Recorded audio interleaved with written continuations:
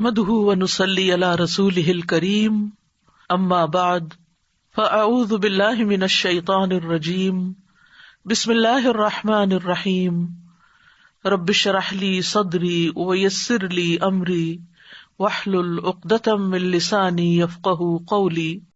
آج سے میں کچھ احادیث رمضان کے بارے میں، روزے کی فرضیت کے بارے میں اور روزے سے متعلقہ مسائل کے بارے میں بیان کروں گی۔ آپ میں سے بہت سے لوگ ان احادیث سے واقف بھی ہوں گے۔ کچھ چیزیں یاد ہونے کے باوجود اگر دوبارہ دہرا لی جائیں تو انسان زیادہ یقین اور اطمینان کے ساتھ ان پر عمل کر سکتا ہے۔ اور جیسا کہ آپ جانتے ہیں کہ یہ علم ایسا نہیں کہ جو صرف ہمارے لیے ہو، یہ علم باقی ان تمام لوگوں کے لیے ہے جو یہاں پر نہیں آتے۔ لہٰذا ایک بات جاننے کے باوجود اگر دوبارہ سن لی جائے اور اس پر شرح صدر ہو تو اسے زیادہ اطمینان کے ساتھ انسان دوسروں تک پہنچا سکتا ہے۔ تو سب سے پہلی چیز روزے کی فرضیت ہے۔ جیسا کہ آپ جانتے ہیں کہ اسلام میں کچھ عبادات فرض کا درجہ رکھتی ہیں اور روزہ انہی میں سے ایک ہے۔ روزے کی فرضیت قرآن پاک سے بھی ثابت ہے اور سنت رسول صلی اللہ علیہ وسلم سے بھی۔ قرآن پاک کی وہ مشہور آیت آپ سب کو آتی بھی ہوگی، یا ایھا الذین آمنوا کتب علیکم الصیام کما کتب علی الذین من قبلکم لعلکم تتقون، اے لوگو جو ایمان لائے ہو، تم پر روزے فرض کیے گئے جیسا کہ ان لوگوں پر فرض کیے گئے تھے جو تم سے پہلے گزرے تاکہ تم بچ جاؤ۔ گویا روزہ ایک ایسی عبادت ہے جو صرف امت محمد صلی اللہ علیہ وسلم کے لیے ہی فرض نہیں بلکہ اس سے پہلے لوگوں پر بھی، یعنی پہلی قوموں پر بھی روزے فرض کیے گئے۔ اور روزے کی غرض و غایت کیا بتائی گئی کہ تم بچ جاؤ۔ تتقون، جیسا کہ آپ سب جانتے ہیں کہ تقوی کا لفظی معنی، لغوی معنی بچنا ہے۔ کس سے بچ جاؤ؟ گناہوں سے بچ جاؤ۔ انسان جب روزہ رکھ کر حلال چیزوں سے بچتا ہے تو یہ بچنے کی پریکٹس انسان کو حرام سے بھی بچنے کی قوت اور ہمت دیتی ہے۔ اور دوسرا معنی یہ کہ آخرت میں عذاب سے بچ جاؤ، دنیا میں گناہوں سے بچ کر آخرت کے عذاب سے بچ سکو، یعنی اس روزے کا فائدہ خود تم ہی کو ہوگا۔ روزے کی فرضیت کے بارے میں نبی اکرم صلی اللہ علیہ وسلم نے فرمایا، ان ابن عمر رضی اللہ عنہما قال قال رسول اللہ صلی اللہ علیہ وسلم بنی الاسلام علی خمس شہادۃ ان لا الہ الا اللہ وان محمدا عبدہ ورسولہ واقام الصلاۃ وایتاء الزکاۃ والحج وصوم رمضان، متفق علیہ۔ حضرت عبداللہ بن عمر رضی اللہ تعالی عنہ کہتے ہیں کہ رسول اللہ صلی اللہ علیہ وسلم نے فرمایا، اسلام کی بنیاد 5 چیزوں پر ہے۔ نمبر 1 کلمہ شہادت، اشہد ان لا الہ الا اللہ واشہد ان محمدا عبدہ ورسولہ۔ نمبر 2 نماز قائم کرنا۔ نمبر 3 زکوٰۃ ادا کرنا۔ نمبر 4 حج، اور نمبر 5 رمضان کے روزے رکھنا۔ بنیاد کس کو کہتے ہیں؟ یا یہاں پر جیسا کہ لفظ بنیا استعمال ہوا ہے، یعنی بنایا گیا، تو اس کا معنی ہے کہ وہ بنیادی چیز جس کے بغیر کوئی عمارت قائم ہی نہیں رہ سکتی۔ اس کو آپ پلر سے بھی تشبیہ دے سکتے ہیں، جیسے کہ ایک اور حدیث میں نماز کے بارے میں آتا ہے کہ الصلاۃ عماد الدین، نماز دین کا ستون ہے۔ اس وقت جس کمرے میں آپ بیٹھے ہیں، اس کی چھت کو سہارا دینے کے لیے آپ دیکھ رہے ہیں کہ کچھ ستون آپ کے سامنے ہیں۔ اگر ان ستونوں کو ہٹا دیا جائے تو آپ کا کیا خیال ہے کہ یہ چھت باقی رہے گی؟ یہ چھت باقی نہیں رہ سکتی۔ بالکل اسی طرح اگر ان بنیادی عبادات میں سے، ان بنیادی چیزوں میں سے کسی چیز کو زندگی سے نکال دیا جائے یا اسے لازم نہ سمجھا جائے تو اسلام کی عمارت بھی ڈھہ جاتی ہے۔ اسلام کی عمارت ڈھہ جانے کا کیا مطلب ہے؟ کہ انسان صحیح طور پر مسلمان نہیں رہتا۔ مسلمان کوئی شخص کسی مسلمان کے گھر میں پیدا ہونے سے نہیں ہوتا، یا کوئی شخص مسلمانوں جیسا نام رکھ لینے سے مسلمان نہیں ہو جاتا۔ مسلمان نام ہے کام کرنے کا، عمل کرنے کا۔ اسی لیے اللہ تعالیٰ قرآن پاک میں فرماتے ہیں کہ یا ایھا الذین آمنوا آمنوا باللہ ورسولہ، اے لوگو جو ایمان لائے ہو، ایمان لاؤ اللہ اور اس کے رسول پر۔ تو جب ایمان لا چکے تو پھر کیا ایمان لاؤ؟ تو اس کا معنی یہ ہے کہ جس طرح ماننے کا حق ہے، جو کام کہے گئے ہیں انہیں کر کے دکھاؤ۔ تو ان کاموں میں ایک تو وہ کام ہے جو کرنے کے بعد ہی انسان اسلام کی اس عمارت میں داخل ہوتا ہے، اور وہ ہے لا الہ الا اللہ محمد رسول اللہ۔ وہ اسلام کا دروازہ ہے، یا اس دروازے کی ایک کنجی ہے۔ جیسے جنت کی کنجی کے بارے میں آپ نے پڑھا ہوگا کہ جنت کی کنجی کیا ہے؟ لا الہ الا اللہ۔ وہ اس کے بغیر نہیں کھلے گی. اسی طرح اسلام کا دروازہ بھی لا الہ الا اللہ کے بغیر نہیں کھلتا.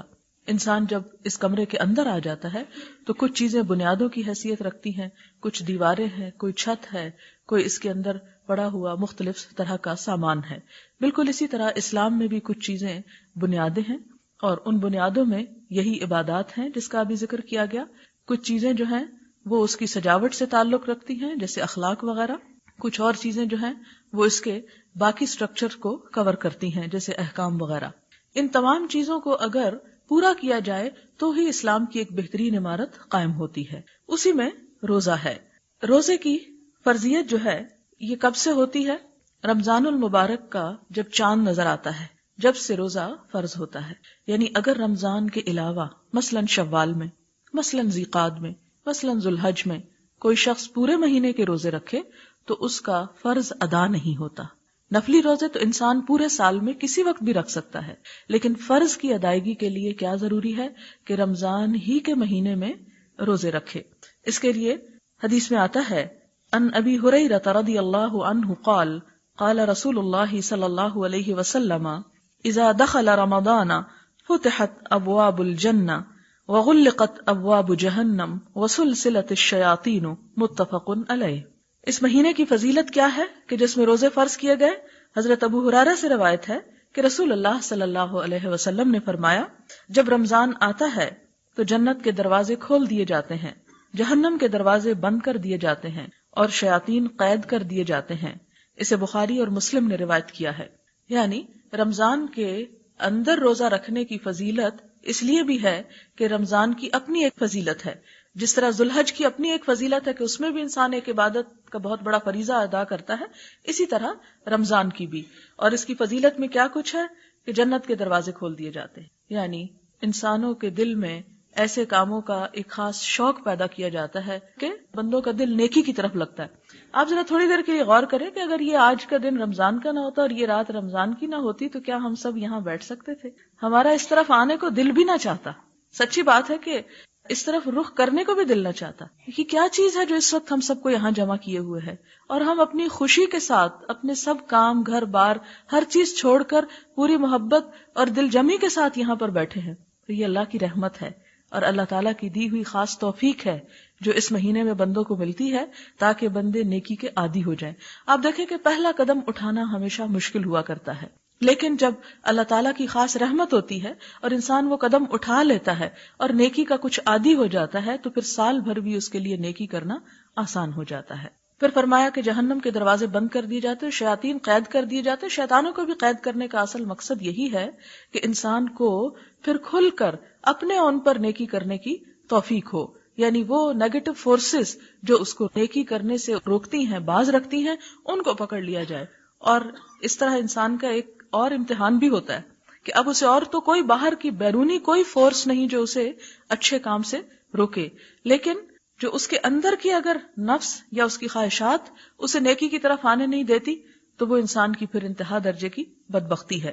اس مہینے کی فضیلت اس بات سے بھی پتہ چلتی ہے کہ اس میں اگر عمرہ کیا جائے تو اس کا ثواب حج کے برابر ہوتا ہے. ان عطاء رحمہ اللہ قال سمعت ابن عباس رضی اللہ عنہما یحدثنا قال قال رسول اللہ صلی اللہ علیہ وسلم لامرأة من الانصار سماها ابن عباس رضی اللہ عنہما فنسیت اسمها ما منعك ان تحجی معنا قالت لم يكن لنا الا نادخان فحج ابو ولدها وابنها على نادح وترك لنا نادحا تندح عليه قال فاذا جاء رمضان فاعتمري فان عمرة فيه تعدل حجة رواہ مسلم. حضرت عطا رضی اللہ تعالیٰ عنہ کہتے ہیں کہ میں نے عبداللہ بن عباس سے سنا کہ نبی صلی اللہ علیہ وسلم نے انصار کی ایک عورت ام سنان سے فرمایا. عبداللہ بن عباس رضی اللہ تعالیٰ عنہ نے اس کا نام بھی لیا لیکن یہ راوی کہتے ہیں میں بھول گیا، ان کا نام ام سنان تھا. تم ہمارے ساتھ حج پر کیوں نہیں چلتی؟ عورت نے عرض کیا ہمارے پاس صرف 2 اونٹ تھے، ایک پر میرا شوہر اور بیٹا دونوں حج کے لیے گئے ہیں، اب ایک اونٹ گھر میں ہے جس پر ہم پانی وغیرہ لاتے ہیں. تو نبی صلی اللہ علیہ وسلم نے فرمایا اچھا جب رمضان آئے تو عمرہ کر لینا، اس کا ثواب بھی حج کے برابر ہے. اسے صحیح مسلم نے روایت کیا. یہ صحیح حدیث ہے، یعنی سنی سنائی بات نہیں. یہ اس لیے آپ کو ریفرنس میں دے رہی ہوں کہ اسے آپ یقین کے ساتھ ایکسپٹ کر سکے. کیونکہ عموماً ایسے جب ہم فضائل سنتے تو بعض اوقات سوچتے ہیں کہ معلوم نہیں کسی نے ایسے ہی اڑائی ہوگی. جو لوگ جاتے رہتے ہیں وہ ایسی باتیں گھڑ لیتے ہیں. یہ گھڑی ہوئی بات نہیں، یہ حقیقی بات ہے کہ اگر کسی شخص کو حج کے موقع پر جانے کا موقع نہیں ملتا تو وہ اگر رمضان میں عمرہ کر لے تو اس کو وہ اجر اور ثواب مل جائے گا. تو اس حدیث سے بھی دراصل کیا ثابت ہوتا ہے؟ رمضان کی فضیلت. اگلی حدیث ہے روزہ قیامت کے دن روزے دار کی سفارش کرے گا. ان عبداللہ ابن عمرو رضی اللہ عنہ ان رسول اللہ صلی اللہ علیہ وسلم قال الصيام والقرآن يشفعان للعبد يوم القيامة يقول الصيام أي ربي منعته الطعام والشهوة فشفعني فيه ويقول القرآن منعته النوم بالليل فشفعني فيه قال فيشفعان رواہ احمد والطبرانی. حضرت عبداللہ بن عمرو سے روایت ہے کہ رسول اللہ صلی اللہ علیہ وسلم نے فرمایا روزہ اور قرآن قیامت کے دن بندے کے لیے سفارش کریں گے.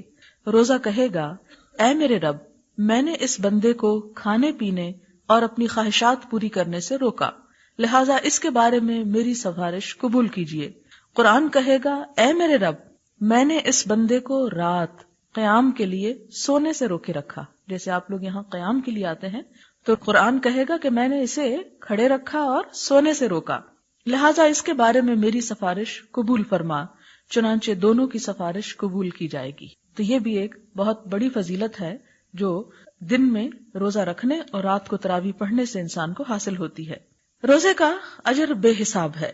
ان ابی ہریرہ، میں عربی حدیثیں اس لیے پڑھتی ہوں کہ یہ نبی صلی اللہ علیہ وسلم کی زبان سے نکلے ہوئے الفاظ ہیں. ہمیں یہ موقع تو نہ ملا کہ ہم آپ کے منہ سے سنتے اور آپ کی مجلس میں سنتے، لیکن الحمدللہ یہ الفاظ محفوظ ہیں اور ہم انہیں دہرا کر بھی کچھ اس دور کا تصور کر سکتے ہیں. قال رسول اللہ صلی اللہ علیہ وسلم کل عمل ابن آدم یضاعف الحسنۃ بعشر امثالها الى 700 ضعف. قال اللہ تعالی الا الصوم فانه لی وانا اجزی به يدع شهوته وطعامه من اجلی. للصائم فرحتان فرحة عند فطره وفرحة عند لقاء ربه ولخلوف فم الصائم اطيب عند الله من ريح المسك والصيام جنة. فإذا كان يوم صوم أحدكم فلا يرفث ولا يسخب فإن سابه أحد أو قاتله فليقل ان امرؤ صائم. متفق علیہ. حضرت ابو ہریرہ رضی اللہ تعالیٰ عنہ کہتے ہیں کہ رسول اللہ صلی اللہ علیہ وسلم نے فرمایا آدمی کے ہر نیک عمل کا ثواب 10 گنا سے لے کر 700 گنا تک نیت اور خلوص کے مطابق بڑھتا رہتا ہے یا بڑھا دیا جاتا ہے. لیکن روزے کے ثواب کے بارے میں اللہ تعالیٰ فرماتے ہیں کہ یہ میرے لیے ہے اور میں ہی اس کی جزا دوں گا، یعنی بتایا ہی نہیں. اور آپ دیکھیں کہ اللہ تعالیٰ کی ذات کتنی بلند ہے، کتنی عظیم الشان ہے، کتنی بادشاہ ہے کہ جب وہ دینے پہ آئے تو اس کے خزانے تو کبھی کم نہیں ہوتے. تو گویا اس نے روزے کے ثواب کو ان گنت بتایا کہ ایک بندہ جسے کاؤنٹ بھی نہیں کر سکتا. اور یہ کیوں؟ اس لیے کہ روزہ ایک ایسی عبادت ہے جس کا تعلق صرف رب اور بندے سے ہوتا ہے. تیسرا بیچ میں کوئی بھی نہیں بتا سکتا کہ کوئی شخص روزے سے ہے یا نہیں. مثلا ایک شخص نے بظاہر لوگوں کے سامنے روزہ رکھا ہوا ہے لیکن چھپ کر کوئی ایسا کام کر لیتا ہے کہ جس سے روزہ ساقط ہو جائے تو کوئی بھی اسے کوئی سزا نہیں دے سکتا. اسی طرح اگر ایک شخص انتہائی تکلیف، پیاس، بھوک کے ہوتے ہوئے بھی کچھ نہیں کھاتا جبکہ اسے کوئی دیکھ نہیں رہا، صرف وہ اپنے رب سے ڈرتا ہے، تو دراصل یہ ایک ایسی عبادت ہے جو ہر طرح کی ریاکاری سے پاک ہو جاتی. آپ نماز پڑھتے ہیں تو کوئی آپ کو دیکھ لیتا ہے، اسی طرح آپ حج پہ جائیں تو سب کو پتہ چل جاتا ہے. آپ کسی کو زکوٰۃ دیں تو جس کو آپ دیں گے اسے پتہ چل جائے گا. لیکن روزہ، اگر آپ روزے سے ہیں تو کوئی نہیں جان سکتا کہ آپ کس حال میں واقعی ہیں یا نہیں سوائے آپ کے رب کے. اسی لیے اس کی جزا اللہ تعالیٰ خود دیں گے. روزہ دار اپنی ساری خواہشات اور کھانا پینا صرف میری خاطر چھوڑتا ہے. روزہ دار کو 2 خوشیاں حاصل ہوتی ہیں. ایک خوشی افطار کے وقت، خاص انتظار ہوتا ہے نا اچھا کتنے منٹ باقی، اور دوسری خوشی اپنے رب سے ملاقات کے وقت، اور یہ اس سے بھی بڑی خوشی ہوگی. جیسا کہ آپ جانتے ہیں کہ جب ایک انسان اپنے رب کو سامنے دیکھے گا تو جنت کی بھی ہر نعمت اس کے سامنے ہیچ ہو جائے گی، حقیر ہو جائے گی. ایک حدیث میں آتا ہے کہ بندہ جب اللہ تعالیٰ کے پاس پہنچیں گے سب جنت والے جنت میں، تو اللہ تعالیٰ پھر ان سے پوچھ اچھا ابھی کچھ اور چاہیے؟ تو جو کوئی مانگے گا اسے سب کچھ دے دیا جائے گا. پھر اس کے بعد اللہ تعالیٰ اپنا دیدار کرائے، اور جب دیدار کروائیں گے تو جنت والوں کو وہ ہر چیز بھول جائے گی جو انہوں نے پہلے مانگ رکھی ہوگی یا لے رکھی ہوگی. حالانکہ جنت خود کیا چیز ہے جس کے بارے میں آتا ہے کہ کسی آنکھ نے دیکھی ہی نہیں وہ جگہ، کسی کان نے اس کے بارے میں سنا ہی نہیں، اور کوئی دماغ اس کا سوچ بھی نہیں سکتا، یعنی کسی کے تخیل میں بھی نہیں گزر سکتا. اتنا حسن ہے اس میں. تو پھر اس کے مقابلے میں رب کا حسن، اس وقت جو انسان کو خوشی ہوگی. اور پھر آپ دیکھیں کہ یہ تو دیدار کی خوشی ہے، یہاں ملاقات کی خوشی بھی ہے. آپ کو پتا ہے کہ ہر شخص اپنے رب سے ملاقات کرنے والا ہے، جیسے قرآن پاک میں آتا ہے یا ایھا الانسان انک کادح الی ربک کدحا فملاقیہ، کہ اے انسان تو کشا کشا اپنے رب کی طرف چلتا جا رہا ہے، پھر اس سے ملاقات کرنے والا ہے. تو وہ حشر کا میدان جس میں سب سے پہلے انسان رب کے سامنے جا کھڑا ہوگا، تو روزہ دار اس وقت خوش کر دیا جائے گا، اسے گھبراہٹ اور خوف نہیں ہوگا، وہ پورے اطمینان کے ساتھ اپنے رب سے ملاقات کرے گا. تو یہ ایک بہت بڑی سعادت ہے جو اس مشقت کے بعد ہی انسان کو ملتی ہے. مزید آپ نے فرمایا کہ روزے دار کے منہ کی بو اللہ تعالیٰ کو مسک کی خوشبو سے بھی زیادہ پسند ہے. نیز آپ نے فرمایا کہ روزہ گناہوں سے بچنے کے لیے ڈھال ہے، لہٰذا جب کسی کا روزہ ہو تو کوئی فحش بات نہ کرے، کوئی بےہودہ بات نہ کرے. اگر کوئی اسے برا کہے یا لڑنے کی کوشش کرے تو اسے کہہ دے کہ میں روزہ دار ہوں. اسے بخاری اور مسلم نے روایت کیا ہے.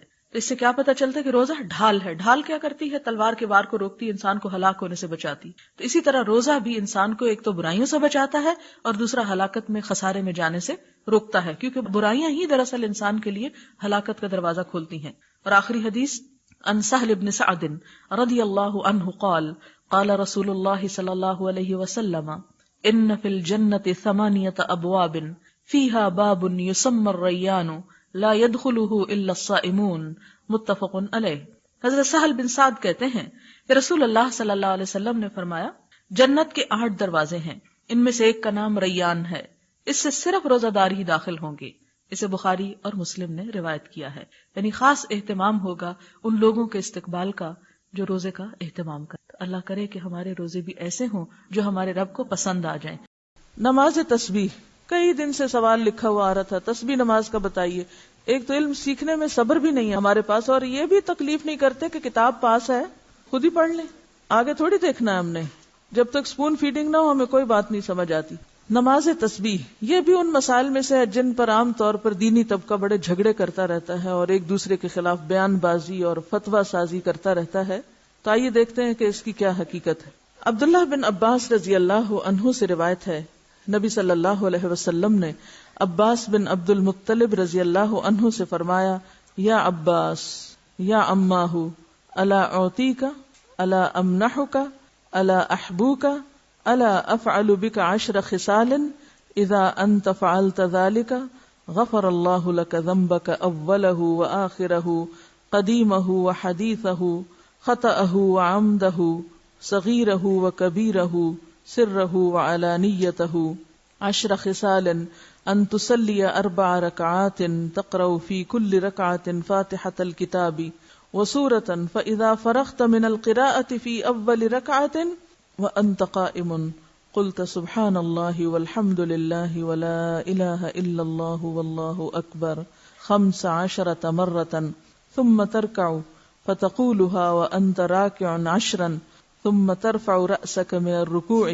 فتقولها 10 ثم تهوي ساجدا فتقولها وأنت ساجد 10 ثم ترفع رأسك من السجود فتقولها 10 ثم تسجد فتقولها 10 ثم ترفع رأسك فتقولها 10 فذلك 75 في كل ركعة تفعل ذلك في 4 ركعات إن استطعت أن تصليها في كل يوم مرة فافعل فإن لم تفعل ففي كل جمعة مرة فإن لم تفعل ففي كل شهر مرة فإن لم تفعل ففي كل سنة مرة فإن لم تفعل ففي عمرك مرة. اے چچا جان عباس، کیا میں آپ کو کچھ عطا نہ کروں؟ کیا آپ کو کچھ عنایت نہ کروں؟ کیا میں آپ کو کوئی تحفہ پیش نہ کروں؟ کیا میں آپ کو 10 اچھی خصلتوں والا نہ بنا دوں کہ جب آپ یہ عمل کریں تو اللہ تعالیٰ آپ کے اگلے پچھلے پرانے نئے انجانے میں اور جان بوجھ کر کیے گئے تمام چھوٹے بڑے پوشیدہ اور ظاہر گناہ معاف فرما دے. وہ یہ ہے کہ آپ 4 رکعات نفل اس طرح ادا کریں کہ ہر رکعت میں سورۃ فاتحہ اور کوئی دوسری سورت پڑھیں. جب آپ اس قرات سے فارغ ہو جائیں تو قیام کی حالت میں ہی یہ کلمات 15 بار پڑھیں، یعنی قرات کر کے سورۃ الفاتحہ پڑھ کے سبحان اللہ والحمد للہ ولا الہ الا اللہ واللہ اکبر. پھر آپ رکوع میں جائیں, تسبیحات رکوع سے فارغ ہو کر رکوع میں ہی ان کلمات کو 10 بار دہرائیں. پھر رکوع سے اٹھ جائیں اور سمع اللہ لمن حمدہ وغیرہ سے فارغ ہو کر 10 بار یہی کلمات پڑھیں. پھر سجدے میں جائیں, سجدے کی دعائیں پڑھنے کے بعد یہی کلمات 10 بار پڑھیں. پھر سجدے سے سر اٹھائیں اور جلسہ میں جو دعائیں ہیں وہ پڑھ کے 10 بار انہی کلمات کو دہرائیں. پھر دوسرے سجدے میں چلے جائیں, پہلے سجدے کی طرح 10 بار پھر اس تسبیح کو ادا کریں. پھر سجدے سے سر اٹھائیں اور جلسہ استراحت میں کچھ اور پڑھے بغیر 10 بار اس تسبیح کو دہرائیں. ایک رکعت میں کل 75 تسبیحات ہوئی. اسی طرح چاروں رکعات میں یہ عمل دہرائیں. اگر آپ طاقت رکھتے ہو تو نماز تسبیح روزانہ 1 بار پڑھیں. اگر آپ ایسا نہ کر سکتے ہو تو ہر جمعہ 1 بار پڑھیں. یہ نہ کر سکتے ہو تو ہر مہینے میں 1 بار پڑھیں. یہ بھی نہ کر سکے تو سال میں 1 بار. اگر آپ سال میں بھی 1 بار نہ کر سکتے ہو تو زندگی میں 1 بار ضرور پڑھیں. حافظ ابن حجر رحمۃ اللہ علیہ فرماتے ہیں کہ یہ حدیث کثرت طرق کی بنا پر حسن درجے کی ہے. یعنی نماز تسبیح کی حدیث جو ہے اس کے بہت سے طرق ہیں, یعنی بہت سی چینز ہیں, اس لیے یہ حسن درجے کی ہے. شیخ البانی فرماتے ہیں کہ امام حاکم اور حافظ ذہبی نے اس حدیث کی تقویت کی طرف اشارہ کیا ہے اور یہ حق ہے. یعنی البانی کے نزدیک بھی یہ بات درست ہے کیونکہ اس کے بہت سے طرق ہیں. علامہ مبارک پوری شیخ احمد شاکر نے بھی اسے حسن کہا ہے, جبکہ خطیب بغدادی, نووی, ابن صلاح نے اسے صحیح کہا ہے.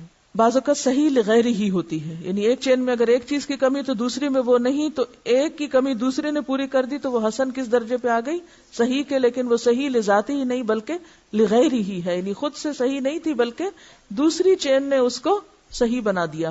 نماز تسبیح میں تسبیحات تشہد میں التحیات سے پہلے پڑھیں بخلاف دوسرے ارکان کے.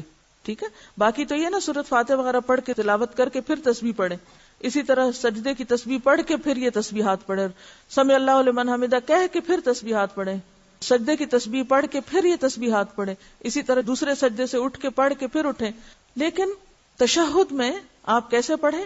تشہد سے پہلے بخلاف دوسرے ارکان کے.